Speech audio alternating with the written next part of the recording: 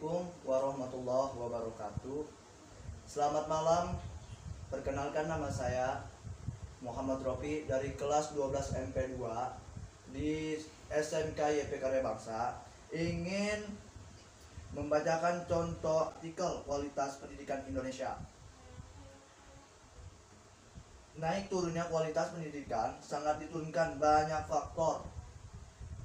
Pemerintah sebagai aktor utama, dibantu oleh masyarakat sebagai mitra, permainkan pemasaran yang besar dalam menemukan arah pendidikan. Kita pemerintah pengelola sekolah-sekolah negeri, sementara masyarakat pengelola sekolah swasta. Fakta yang ada dalam masyarakat memperlihatkan antara sekolah negeri dan swasta dalam kualitas sudah tidak dapat lagi dibedakan. Ada sekolah siswa atau sekolah negeri yang mendapatkan subsidi sebesar dari pemerintah. Namun kita tidak boleh menutup mata bahwa ada juga sekolah swasta yang hanya mengejar keuntungan semata tanpa pemikiran bagaimana nasib bangsa agar menjadi cerdas. Undang-undang tentang pendidikan nasional jelas telah mengumumkan apa yang sungguhnya ingin dituju dalam hal pendidikan anak bangsa.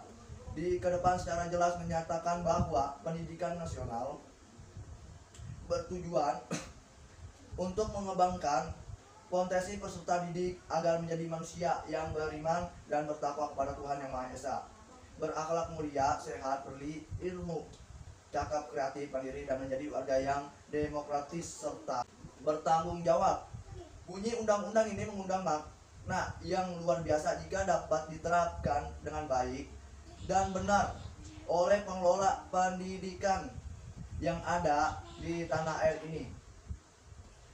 Pelajar agama yang membangun dan membentuk kepribadian mempunyai porsi yang sangat kecil dan kebulatan. Sebuah kurikulum yang ada dengan 100 menit tetap buka setiap sekali pertemuan untuk lembaga-lembaga pendidikan yang non agama. Adapun sekolah yang bercirikan agama, porsi mata pelajar agama memang cukup besar bobotnya. Namun fakta dilampahkan menunjukkan bahwa DIN pun tidak dapat menjamin anak didikannya menjadi lebih naik dan benar perilakunya dibandingkan anak yang bercirikan seleksi untuk menjadi peserta didik yang cerdas. Biasanya dilakukan seleksi yang cukup ketat bukanlah tujuan pendidikan nasional akan menghasilkan anak cerdas. Dalam proses akhir sebuah pendidikan dilakukan ujian, baik ujian sekolah maupun ujian nasional, seleksi, ujian masuk maupun ujian akhir dilakukan mulai tingkat sekolah dasar hingga perguruan tinggi. Meskipun demikian, ujian nasional baik tingkat sekolah menengah atas maupun menengah pertama meninggalkan banyak masalah, adanya rasa kurang percaya diri dari peserta didik dalam menempuh ujian akhir sehingga melakukan cara-cara yang benar. Dikatakan terjadinya kebocoran soal yang jawabnya disebarkan melalui telepon genggam. Belum lagi upaya guru agar seluruh peserta didikannya dapat lulus menempuh ujian turun melakukan tindakan yang tidak terpuji.